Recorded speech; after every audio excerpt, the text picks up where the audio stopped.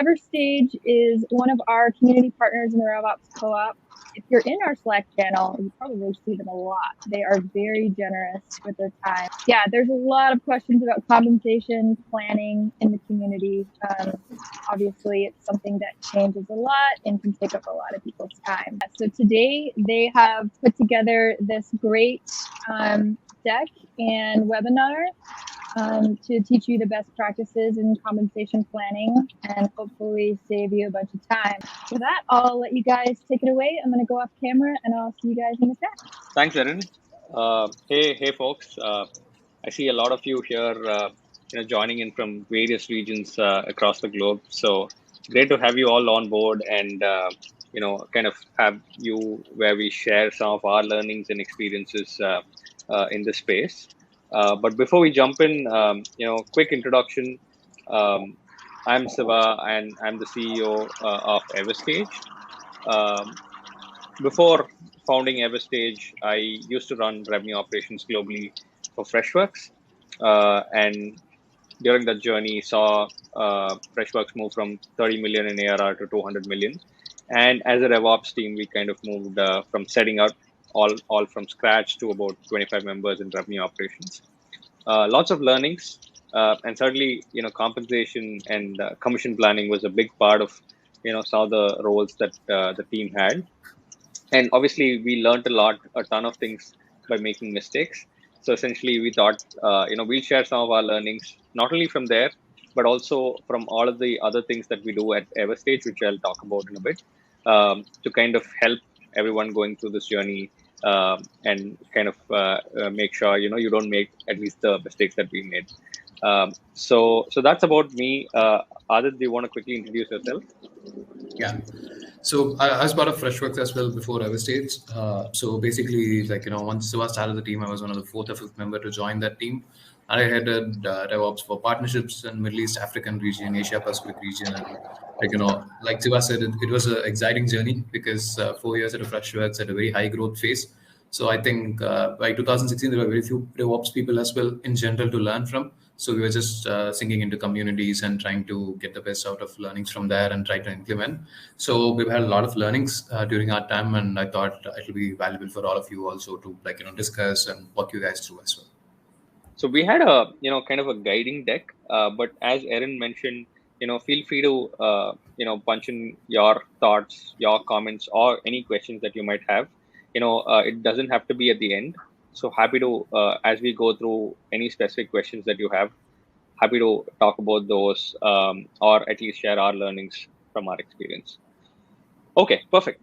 Quick, context about also Everstage here, right? So as Adit and I were mentioning, we were, kind of leading revenue operations at Freshworks. And one of the frustrations that we had, among other things, was around the entire compensation and commission planning all being very manual. It was a painful task. It had a lot of typically month-end disputes, errors, and not to mention, it really didn't give the experience that all of the AEs, SDRs, customer success teams, customer-facing teams, all of them, the experience that they actually deserve, right? So we looked at solutions in the market. We were super surprised to see what they were. And we thought, hey, this has to change for the good for all of the go-to-market folks and obviously for the revenue operations folks around the globe. And we set it out to kind of build it ourselves. So this as a solution, as Everstage, we essentially solve the entire commission problem for our company. So essentially help companies automate the entire commissions process, right from planning to administration.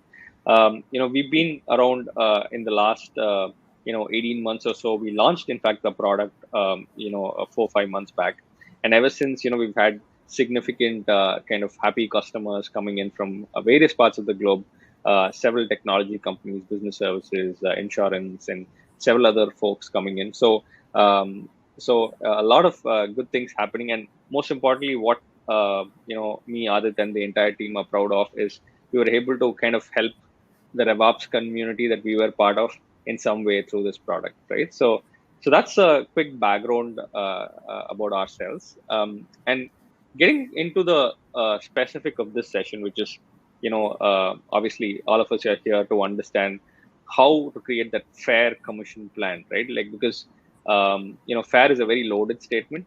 And essentially, what could be fair for the company may not be fair for the individual, right?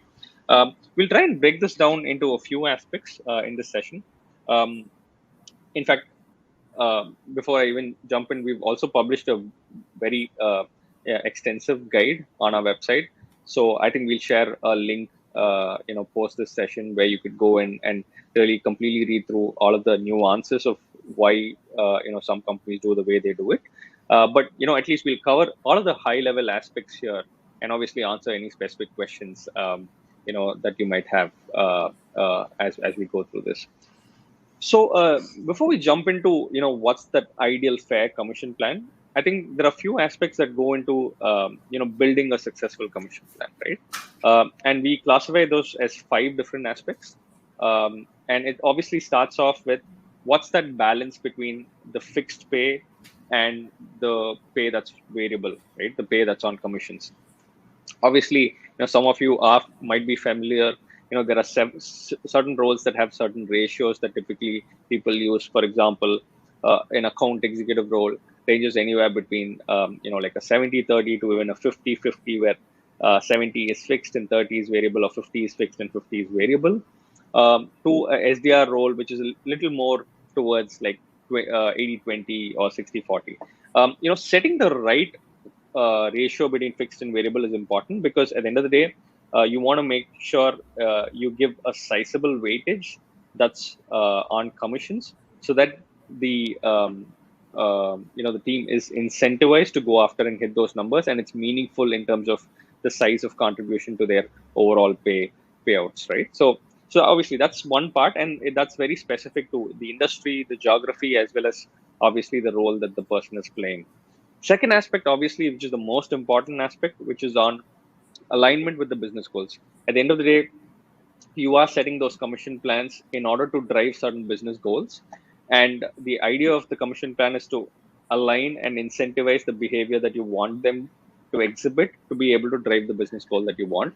So, while we get into the nitty-gritties of all of the, commission structure, needs to get back and align to the business goal. That shouldn't be missed out in all of the, focus on what metric to use and all of that, right? So, and this is something that we'll very extensively cover in as we progress in the session as well.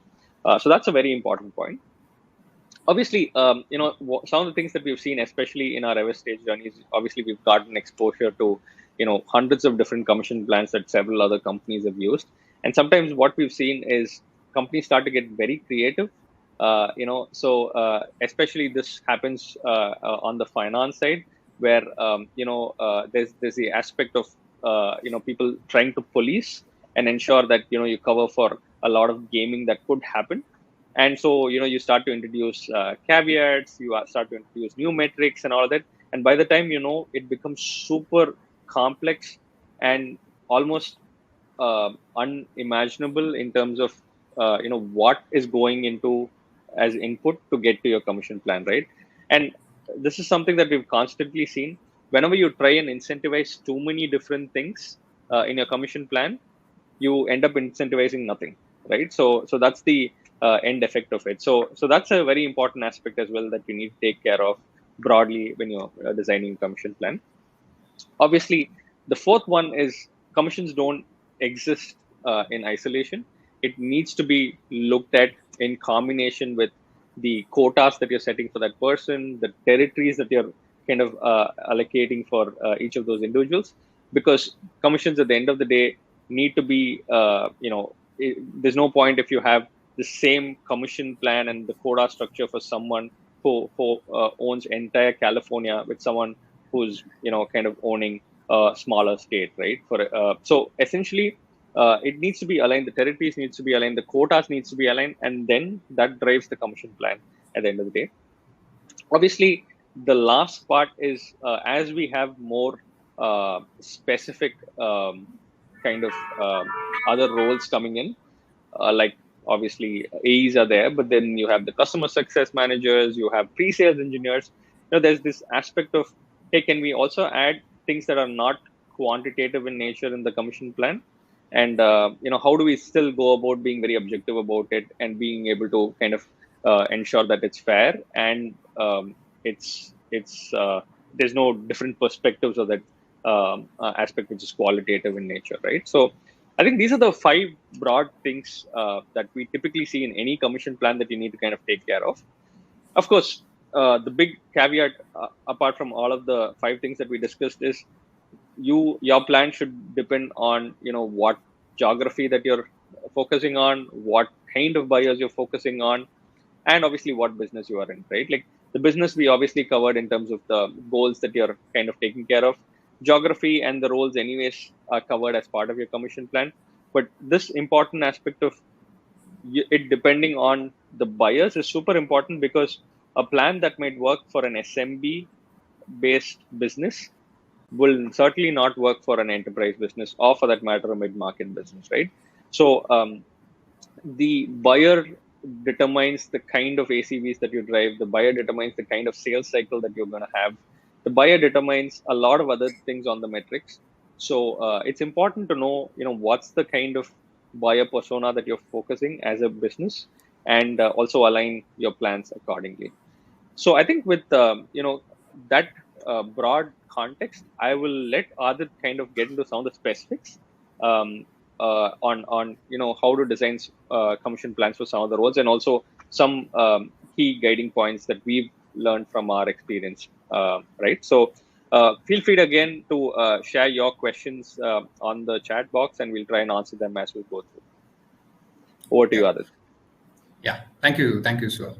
So moving on, right? Like I think one of the things we want to do with this session is to keep it as interactive as possible. So feel free to ask any questions anytime. And we also want to give you an overarching guideline or principle that you can probably replicate for your firm as well. So let's start with what Siva's previous slide spoke about, right? Like, why is the company size important, right? Like, let's say, let's pick a segment. You're talking about small businesses. You're selling to small businesses, low ACV product, high velocity product. When it comes to these businesses, your sales engine is going to be aligned completely differently. The same is going to go for your pre-sales or your customer success and so on. So when it comes to these kinds of businesses, the things that you incentivize in your commission plan, it cannot be one size fits all. So you have to go specifically and focus on incentivizing number of deals as a metric. When it comes to a mid-market business, number of deals may not be a priority for you to incentivize an account executive. And the same way, your objectives when it comes to these kinds of businesses, right? Because a lot of companies might have a team that focuses on selling to small business, low ACV products. And the same companies might have a bigger ticket size, like in Freshworks, where we used to have a smaller team, inside sales team that focuses on selling to smaller companies, and then a mid-market team that is focused on selling to bigger companies, high ARPU deals. So when it comes to those areas, the 2 teams need to have separate commission plans. They need to have separate incentives, and the objectives also need to be completely different. So when it comes to your SMB team, right, because it's a high velocity based business, you have to focus on growth. That's the most important thing. So you need to make the thing a lot more lucrative than in general what you would do. Because a rep that's going to be selling to inside sales, it's probably going to draw much lesser OTE compared to an enterprise rep that going to sell big deals. So you can afford to lucratively reward reps. And also when it comes to SMB businesses, it's very fast moving. So you need to be able to adopt very quickly and change and keep your commission plans flexible quarter on quarter. All of a sudden, a bad quarter, a leads drop in a region, you have to figure out what your plan B is. Because if you miss even 1 quarter of commission for these reps, it's going to be hard for them to get back. So you need to keep it very flexible and shuffle things around and ensure everything is fair. And let's talk about the second segment, right? Which is your mid-market firms and your high ACV deals. These are not extremely high ACV deals like $1 million deals, but somewhere around 100K, to 500K regions, right? When it comes to these kinds of deals, what's difficult more than closing is also going to be generating those deals. So it's not going to be easy for you to create a predictive pipeline for bigger deals. So you need to incentivize that aspect of the business as well. So you need to drive proper behaviors into the system. So this means focusing on your SDR functions, ensuring they are bringing proper pipeline. And even for your AEs, adding a component, a 20-30% of a component, just to account for the pipeline generation part will be very helpful when we do something like this. And you don't have to be completely flexible here. like you can be a little bit flexible, but at least when it comes to mid-market, it's more about longer term. So your deals are going to take a longer time. So you can be a little rigid in terms of what you will accommodate and what you will not accommodate. And the final aspect is your enterprise deals, right? Like, and when it comes to enterprise reps, right, like what we have learned is it's super important for you to think about, if it's going to take 9 months or 12 months for them to close a deal, should I put a draw plan in there where they can get an advance against their commission so that the variable pay is not affecting their day in, day out of cash flow. So this is something we initially didn't account for, but then eventually we realized this was a no-brainer that we had to start doing it. And also when it comes to your enterprise deals, the cost becomes super high and you have to ensure what's it going to be in terms of your OTE to quota ratio and ensure reps are aligned towards it.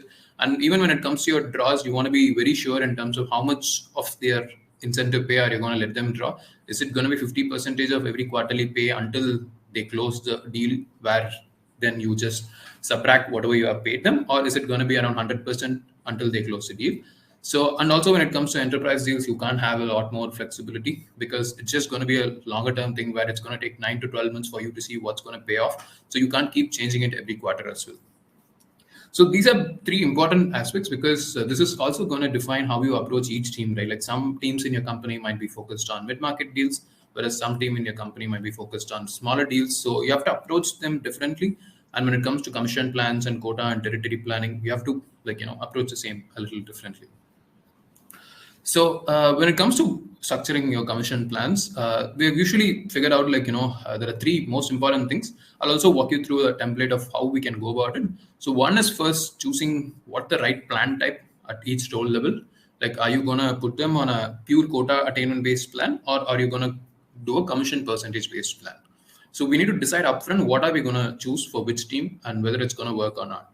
Second is what are the main business goals that you're going to focus on. These are your primary success metrics your reps are going to be measured against and they're going to be paid out against. And this is going to be their main core incentive model, which is what they need to achieve to get their payouts.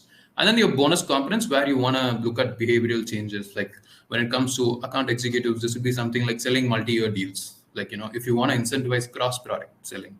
So something like this for bonus components that shouldn't be part of your primary success metric and shouldn't confuse your reps, but these can be introduced as either spiffs or occasionally as part of okay, only for the next 2 quarters we'll run this particular bonus component kind of a model.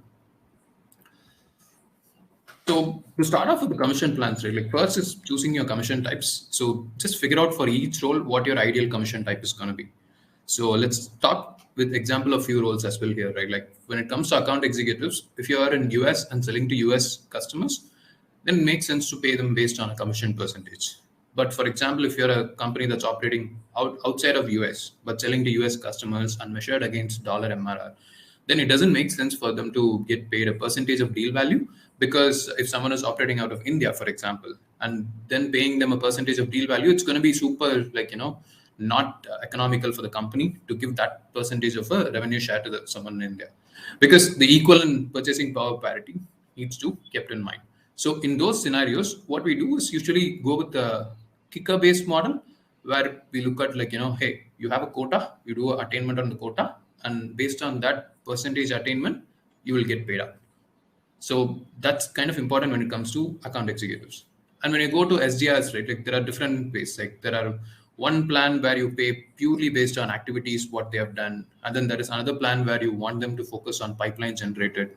So choosing these commission types, I'll explain for all of the roles subsequently, but choosing these commission types are super important. And you need to tailor these commission type based on your business model, where you're running the business and where you're selling to your customers. The second thing is choosing your core success metrics and what do you want to achieve them, and keeping this to 2 to 3 is super minimal. Keeping this to 2 to 3 super important. And then you focus on your primary metrics for based on various businesses, and we'll cover 2 businesses. We'll group MM and enterprise, and then we'll group SMB separately and cover them. And then there is obviously your secondary metrics, which is your bonus components that you want to include. So let's pick up for one role, like for account executives.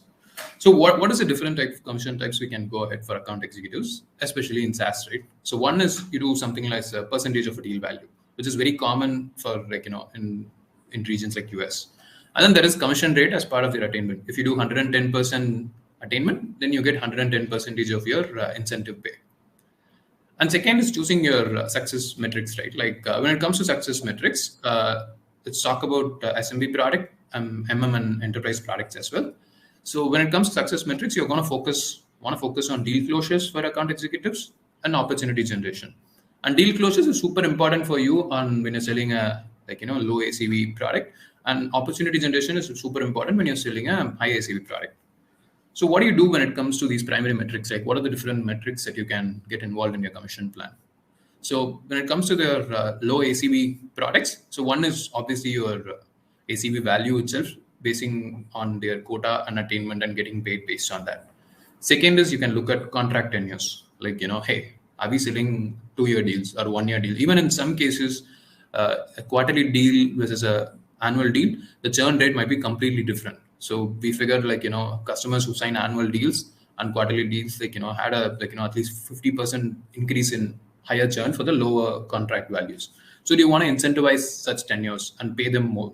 Hey, if you close an annual deal, then you get 10% additional commission on that deal. And third part is implementation fees. This is a little rare for SMB products, but still good to have that covered if in case once big account comes from a smaller use case as such. And since it's an SMB product, what you want to incentivize on top of deal value is also your deal velocity metrics, right? So you're going to look at number of deals closed, conversion rate if you're a pure inbound business with a lot of leads coming in, and so on. By the way, if there is any question coming up, I'm not able to see. Siva, is it good to continue? Yeah, we can continue, Adithya. Sure. Second is your enterprise and MM products, right? Where you're going to look at high ACVs. So the deal value metrics are going to be similar, where in terms of ACV and contract tenures and implementation fees. But one common variable we have seen at least coming into pictures as we talk to bigger customers is something called minimum deal value, right? A lot of companies, at least companies operating in mid-market and enterprise, don't want their reps to focus on the very low ACV deals. So they put a criteria like, hey, any deal greater than 50K is what is considered part of your commission. If it's less than 50K ACV, then we don't even want to incentivize. So when does this make sense, right? This makes sense only when your average deal size is very high, around 200, 300K on an average, and you don't want your reps to focus on 50K deals because it's just not going to work for you at that point in time. So putting something like this makes sense for your reps to push for the higher deals. And what are the other metrics here is going to be on the lead generation side. So what are the lead generation metrics a rep can target, an account executive can carry, right? So something like a pipeline generation goal, because in every company, the AEs have to generate some amount of pipeline by themselves. So that can be part of their goal in terms of the overall pipeline required for the AE. And if you expect 30% to come from the AE itself, so putting that as part of the pipeline goal is one way to ensure there is accountability for those things. And another metric, this may not be exactly objective or a quantitative metric, but it's super important in MM and enterprise product selling teams to have a very tight coordination with your SDR functions. And one important way we have seen is the SQL acceptance turnaround rate, right? Like a lot of times, reps get on a call and talk to SDR setup call, and then take a longer time before they even accept, right? Like something like that is going to be a deal breaker for SDR to go focus on similar good quality leads or something. So setting a reasonable time goal for that, and this can even be tracked manually and end of every month for hygiene purposes enforced. So something like this as part of your lead generation metrics also makes sense if you want to focus more on the process itself rather than the outcome of what is going to be the ACV coming out, right? Because a swing deal is going to make your badly performing rep all of a sudden attain 200%. So just focusing on the number alone when it comes to your MM or enterprise reps is not going to help. So something like this, a process is what we do, at least for troubling regions where we want them to adhere to a process. And the final things, what are the secondary metrics is, again, doing a flat bonus is a secondary metric. Whereas reps are not going to be looking forward to doing that. But if they hit 100%, then giving a 10% of the quarterly, incentive pay as a bonus, right? Like something like that pushes reps from 80 to 100%. It helps them a lot as well in general to know that, okay, there is a milestone bonus involved. And even last week we were discussing in RevOps Co-op about this as well with someone, right? It might seem like too much. Hey, I'm giving an accelerator as well, and I'm giving a milestone bonus as well. Why should I give both, right? So the point is this, right? Like when it comes to accelerators, 110%, 105%, they are not going to get paid a lot. So it's only the people who are going to do 130, 40%. That's when accelerator sweetens, because it's just going to be a few percentage points for 100 to 110% when it comes to your accelerator plans. But imagine people at 80 to 90%, right? Like if they realize that they can only reach 105% if they push a lot, and it's just going to be an additional percentage points in accelerators, they might as well push it to next quarter. But if there is a milestone bonus involved in those account executive plans, that's something that's going to really incentivize them to push towards that 100%. So this is a very super critical, thing that really works, and it needs to be in conjunction with your accelerator plan.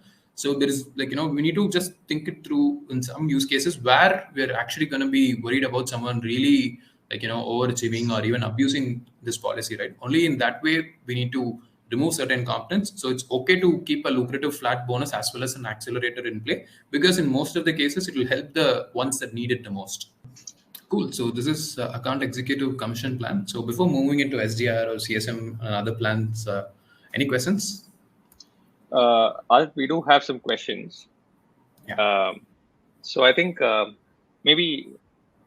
saw Blake's question on, can you incentivize quick SQL pickup by setting a benchmark around total pipeline volume managed?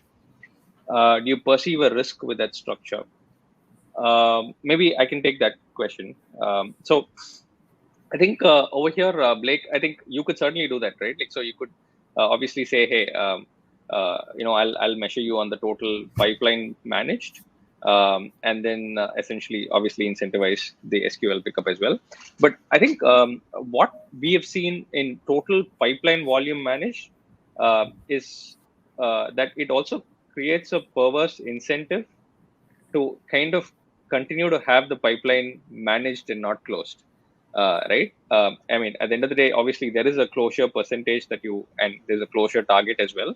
But I think what we've seen as the thing that we at least advise a lot of companies to do is not look at total pipeline volume managed, but more around total pipeline generated, right? Like by the account executive. So, obviously there's going to be sources of pipeline coming in from marketing, coming in from SDRs. But the more of a point that we are trying to also look at is account executives should also bring, especially in enterprise use cases, their own Rolodex into the deals and essentially generate a portion of the qualified pipeline themselves. So that's the thing that we ideally want to incentivize, and not just look at pipeline management, because at the end of the day, in most cases, it's not completely under their control. There's obviously marketing air cover and SDR to support it. And at the end of the day, you ultimately, a major portion of their incentive should be on the closure and not how much pipeline they manage. Right. So those could be conversations with the VP of sales where they look at their pipeline review meetings and, understand that, hey, you don't have 3x of the pipe of closure and all of that stuff. But ideally, you wouldn't want to put that as part of the commission plan. Right. Yeah, I think BJ Larson kind of talks about, right, can cost garbage pipeline. Yes. But I see that you have a follow-on question. So cross-referencing pipeline volume generated, but from there, yes, that's right. So the important point there to underline is from their own outreach, right? So that's the most important thing that you want to make sure that especially the enterprise reps do. Perfect. I'll take the next question, Siva. So basically, the thoughts on reps and renewals, right? I think that's an interesting point. We've fought multiple times within Freshworks with multiple leaders.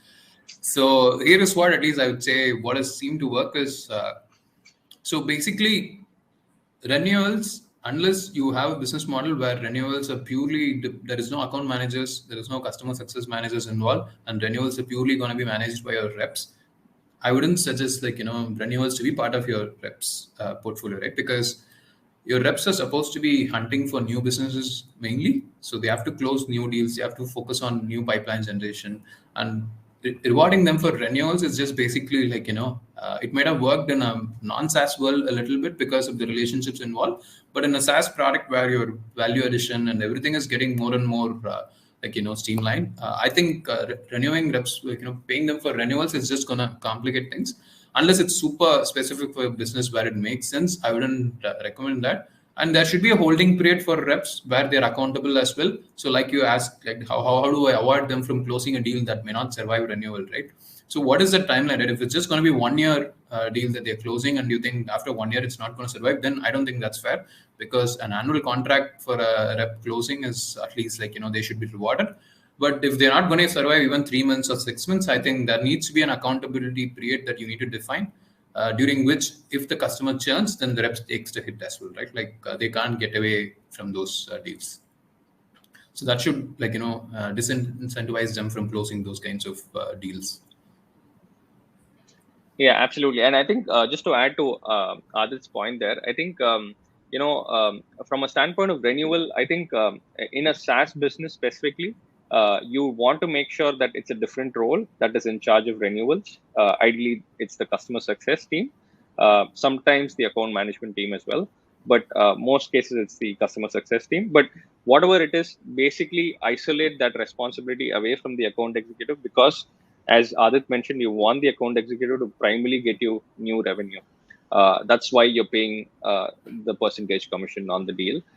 Renewals, if is important for you from a business perspective, that's great, but have it as a different function and a different person's responsibility, not an account executive's responsibility. I think that's also Alex's next question as well, right? Like your reps are responsible for new deals and renewals. How do you penalize churn, right? Like you see where that's going to get complex, right? Your reps are going to have already a lot of confidence going into the new business that they have to do.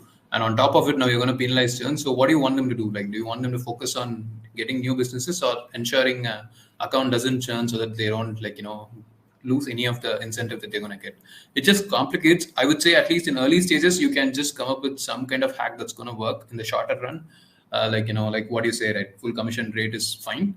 Only if the net growth is there. But at least I would say, as soon as possible, instead of adding an additional AE, try to get a new CSM who's going to take care of those AE responsible. Thoughts on incentivizing CS team as a whole by... Yeah, so we'll cover CS team next, Blake, and then we'll probably take this again. Incenting AEs selling to smaller firms. Yeah, so that's what we were talking about here as well, right? When you're selling to smaller firms, you should be more focused on number of deals closed and also your conversion rate, right? In terms of how many signups are you getting, or how many opportunities are coming to your pipeline and how much are you able to convert, right? It's super important to focus on those metrics because those are the only things you can actually control. When it comes to smaller firms, you really can't influence what their ACV is going to be, right? So they're going to be able to purchase a very low ACV. So we just focus on the number of deals closed and conversion and assume that it's going to, the average out, the ACV is going to average out and it's going to work. So when it comes to smaller firms, just focus on process-oriented metrics like number of deals closed and conversion rate and ensure that, they're also sticking to very high standards on those things. Okay. Yeah, and so I think just to, quickly clarify on that, Jake, as well. Essentially, when Adit says, kind of look at also the number of deals closed, those are additional metrics as well. But ultimately, your revenue is going to be the core metric. So essentially, you are going to add revenue plus, a metric like number of deals closed or a conversion rate. One of the ways to do that as a primary metric, we've also seen some of the other companies do this as a specific spiff, right? And the beauty of spiff is essentially you kind of use it one time, but at the same time, it also gives you what's possible as a potential when you just focus that as a spiff. And therefore, okay, this is how much you could actually do if you were to have an incentive in place. But on a regular basis, that's not happening, right? So it also gives you a very quick way to understand what's the max potential possible with a very minimal cost to the company. But again, just to clarify, you have the overall revenue goals as the primary metric, plus another additional primary metric as being, number of deals closed or conversion rate. Yeah, thanks for clarifying. Yeah, I just went into the additional metric. Yeah. Okay. So we'll come back to sorry, I think there's one other question now that I think we'll just quickly close because this was on the AEs and renewals. So Mahesh, to your question, if we don't incentivize AEs, right? This is a great question, but which is where I think our viewpoint on this is you need to have a different persona solving for engagement post closure, right?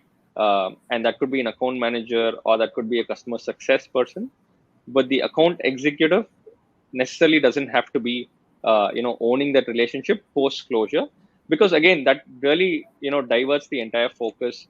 At the end of the day, AEs who've been longer enough can actually make their commissions only through renewals and not doing new deals. And I mean, it just creates multiple different things, and ultimately the biggest point being it just diverts the focus. So you'd want to create a separate functional role, as Blake mentions in the comment as well.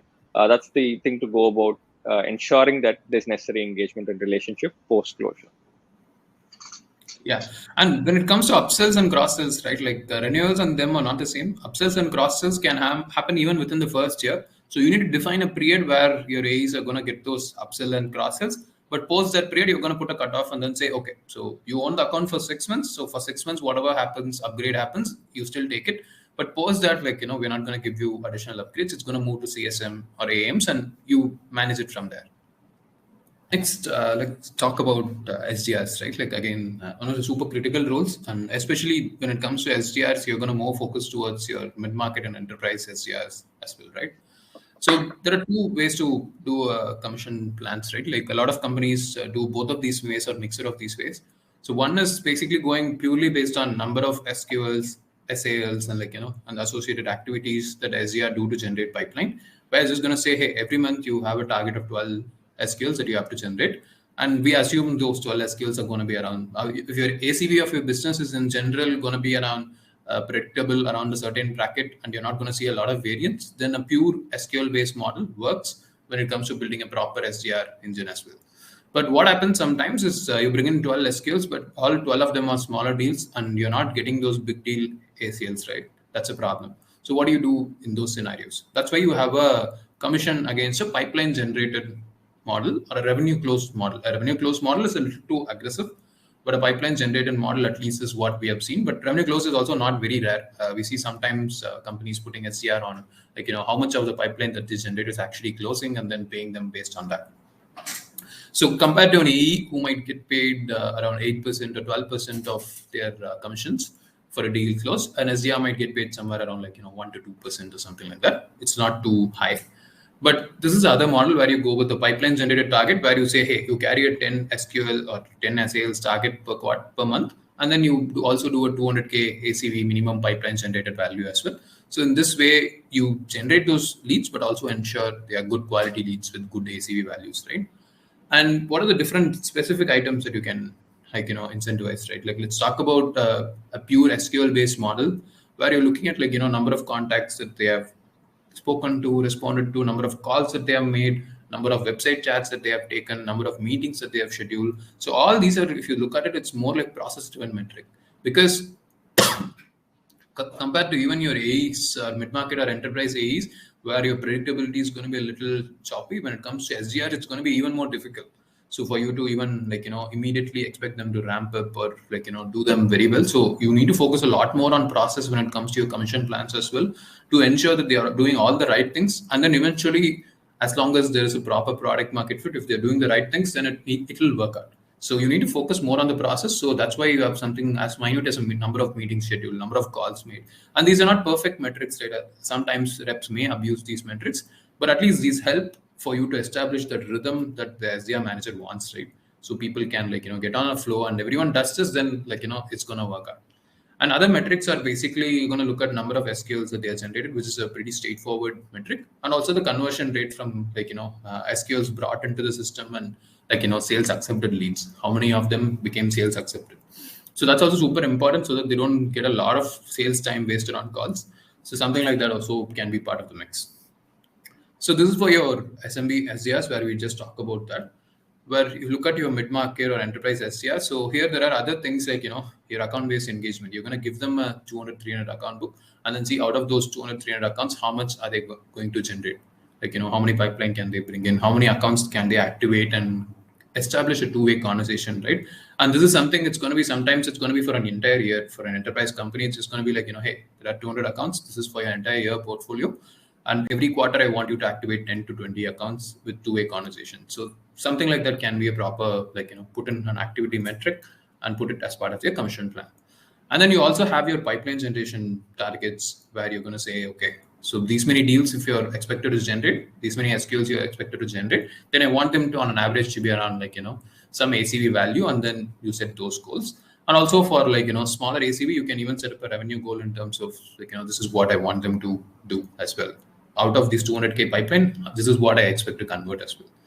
On top of this, obviously, you can pick in learnings from your previous AE commission plan model, something like a flat bonus and contract tenure. Are they able to bring in customers that close longer deals? Also, multi-product opportunities, right? Can they generate an opportunity where multiple products can be combined and sold? Multiple platforms can be sold instead of just one platform. Can they unlock the same company and multiple teams using the same champion? Can they generate those opportunities? It's something you can add on top of a spiff and then see whether that works for your business and see how you can take it from there. So these are different ways in which you can tailor your BDR or SDR plans. Cool. We'll take any questions on the SDR commission plan front if you guys have any. So I want to take that question. Sure. I think from what I understand on the question, this is around incentivizing activity versus incentivizing outcomes, right? So is the question, should you work towards achieving a relatively stable connection meeting rate and incentivize activity volume before that? So I think, so a very common question, right? So essentially, the common theme of talk is, hey, if you were to incentivize activity, then not only does it generate not only does it distract, but also sometimes there's this inverse incentive for people to actually focus on something that anyways doesn't help the company sometimes by gamifying or gaming the system, right? So completely agree with you, and activity based incentives are weak, so no doubt about it. But I think what Adith was talking about here in the SDR plan is not to incentivize activities as the primary point, but actually focus on the outcomes and introduce activities to generate additional push to a certain area that we want to incentivize the behavior towards, right? So for example, if you think about anyways, as an SDR, you are measured on the pipeline that you generate, right? You will have to be measured on that, whether it could be pipeline in terms of dollar value, or it could be pipeline in terms of actual qualified leads that you generate. So that's the primary metric that you want to focus on, and nothing else from that. But what we've also seen is when you focus on activities, sometimes what happens is, as an SDR, you also want to make sure you are focusing on the process, right? And obviously, a lot of things can just come in from sales enablement, coaching, training, and all of that. But just having this metric, especially with the SDR as a persona, has worked well for companies because they are even more, if you were to call people who are really driven by incentives, I think SDRs are even more driven by incentives than even account executives, because generally these are folks who are early in their career, essentially who are really aspirational of what they want to do. So making sure you can balance a portion of that with some activity as well just drives the right process behind what you want them to do. But ultimately, as you mentioned, and that's our viewpoint as well, which is ultimately it is on the core focus is on outcome.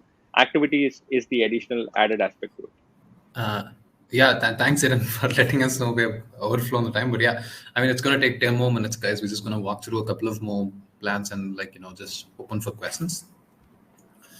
So next is again CSM, role, right? Again, a super critical role. We've just been advocating CSM in this call even without knowing, is mainly because just running your entire business and renewals based on account executives is not going to be enough. And again, there are a lot of schools of thoughts when it comes to CSM and how do we compensate them, right? One is purely doing something based on customer retention, right? Give them an account book. Are they able to retain that account book and something like that? And I think that's pretty standard. We've seen at least renewals again, when it comes to SaaS businesses, at least, unless it's a super complex where every year something is going to change and renewal is super important. Most of the times, your ability to influence the renewal is going to be minimal, and companies also are okay to go on a multi-year contracts and are willing to renew the next year if it's a very simple product where the value is established with the product itself. So focusing too much on compensating renewals also takes the SaaS business's profit model away, right? Because you're closing a customer, and then the first year you paid commissions to your sales rep, your managers, everyone, and from second year onwards, unless there is an additional revenue generated, you'd want to retain whatever money that comes out of the customer and try to pay as little as possible, because unless there is an additional upgrade, you don't want to keep paying commissions forever on that, because then it dilutes your payback model and your payback number of payback month increases and so on. So renewals can be a little bit portion of their compensation, but your core commission type should be based on customer retention and customer expansion, right? Like, are they going to really look at this account book and see how they can grow the account book, how they can ensure people don't churn? And when it comes to customer retention, right, like what they can influence directly, right? One is basically ensuring onboarding. So post account closure, ensuring all customers are onboarded means a well onboarded customer is not going to leave you because they've seen the product value, so they've gotten what they came in for. Unless there is some product feature mismatch that's going to happen, they're going to retain with you. So assuming that incentivizing CSM for onboarding is a very super important way. And how do you incentivize them for onboarding, right? Like, because every quarter they're going to get more accounts added to their metric. So you can keep a simple checkpoint in terms of how many onboarding calls this customer had, what is their customer maturity journey, and is there a pure-fledged implementation team involved, or is it a self-onboarded customer where only CSM is involved, to ensure how those accounts are doing and in terms of processes, what they can follow. And second is the outcome metric, where you have a dollar book account with you. You want to retain those accounts, like where you can keep a simple churn rate saying, hey, this is the company churn rate, around 1% account book per month is what is acceptable. So as long as you do 1% churn a month, you get paid 100%. Anything less than greater than that, you get penalized. Anything less than that, you get incentivized more. So it's an inverse accelerator model, where less than 1% is more equivalent to a sales rep achieving greater than 100%, and greater than 1% is basically not achieving that 100%, right? So something as simple as that might help. And in terms of additional metrics on what you can do for your CSM is helping with case studies and creating referenceable customers. This is super important when it comes to mid-market, where you want to go really deep into industries and regions, right? Creating those referenceable customers in each region. If you want a new e-commerce company in US to close for you, you want to reference similar US e-commerce companies, and you don't want to refer some other company in some other industries, right? Because people want to get the best tool their peers get as well. So something like that is super important, and I would add it as a secondary metric, probably around 10-20% of the variable pay focused on just on getting case studies and referenceable customers. And when it comes to mid-market and enterprise, right, like again, the churn metric is going to be a little tricky, because one big deal is going to skew the one big deal lost, one big account close can skew the numbers. So you also have to add other opportunity mixes into play in terms of quarterly business reviews. Are you conducting that regularly? Are you able to identify upsell opportunities in these accounts? Because a single upsell opportunity in a mid-market account can really be very big. So something like that, if they're able to identify it, they should also be incentivized for them. And there are secondary metrics from whatever we have learned earlier from AEs and SDRs, flat bonus, contract, can you make them sign a multi-year extension? Something like that can come into play. I'll quickly move on to pre-sales as well before taking questions. Adith, I think there was one question, and I know maybe just being conscious of time, so maybe we could kind of skip pre-sales. And I think we'll just cover CS in a little more detail. Because I think there was one question before, if I remember. Correct. So I think. I'm picking the question. Thoughts on incentivizing CS team as a whole by meeting a department-wide retention rate benchmark? Yeah. So I think this question, Blake, so depends on the stage of your company. Essentially, if you're early stage, you're still maturing in terms of your overall customer base and essentially the expansion from that customer base, you could kind of still have it on, a department-wide benchmark. But at the end of the day, as you mature, you want to make sure the incentives are individual, and especially in the customer success role, because it is a very significant role. I mean, in SaaS, at the end of the day, early on you are trying to get new logos, but after a point, the beauty of the business is about being able to retain as many of those logos as possible, and generating that revenue going forward, right? So customer success as a role is very critical and becomes the core uh, function that helps you, generate that revenue for a new year as you go through, year after year. So you want to make sure there's individual accountability and not like, overall department wide metric. The only case this will be okay to do is if you're really early, and that's true for any other role as well broadly. If you're really early, you could kind of have like a combined thing for the entire department.